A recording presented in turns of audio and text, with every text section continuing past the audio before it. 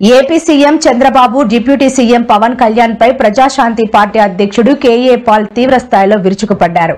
తన జోలికి వస్తే సహించేది లేదని, వారం రోజుల్లో తన సత్తా ఏంటో చూపిస్తానని ఆయన ప్రభుత్వాన్ని హెచ్చరించారు. విజయవాడలో నిర్వహించిన మీడియా సమావేశంలో మాట్లాడుతూ ఆయన ఈ సంచలన వ్యాఖ్యలు చేశారు.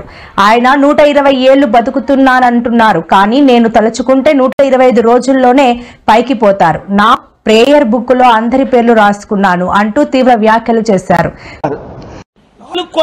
సూపర్ 6 గురించి అడిగితే దమ్ముంటే కొయిరా, నాతో పెట్టుకున్నాడు ఎవడు మిగల్లా 7 పోయారు.